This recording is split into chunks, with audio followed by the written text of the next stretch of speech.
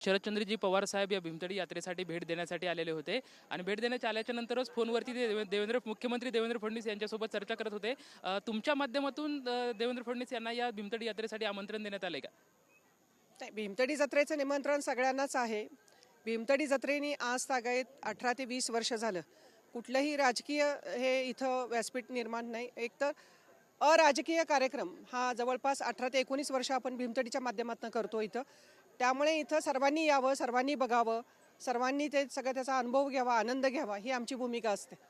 त्यामुळे अराजकीय एक कार्यक्रम आम्ही इथं 18-20 वर्ष करतोय, तर त्याला खूप चांगलं यश पण मिळतंय। निमंत्रणं सगळ्याला गेलेली आहेत। उपमुख्यमंत्री अजितदादा पवार यांच्यासोबत काय चर्चा आणि त्यांना काय आमंत्रण आहे? सगळ्यांना निमंत्रणं गेलेली आहेत, दादांना पण निमंत्रण गेलेलं आहे। ह्यावेळेस आता 25 तारखेपर्यंत राहणार आहे, काय स्टॉल किती आहेत आणि कसा नागरिकांचा प्रतिसाद? भीमथडी जत्रा 20 तारखेला सुरू झाली आणि ती 25च्या संध्याकाळी रात्री 10 पर्यंत चालू राहणार आहे।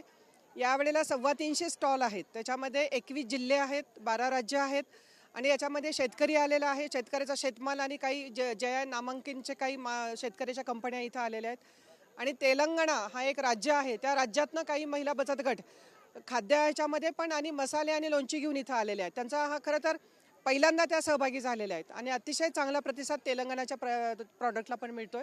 त्यामुळं 21 जिल्हे आणि 12 राज्य यांना घेऊन यावेळची भीमथडी जत्रा 25च्या रात्रीच्या 10 पर्यंत चालू राहणार आहे। कॅमेरामॅन नागनाथ सोबत लक्ष्मण जाधव, TV9 मराठी, पुणे।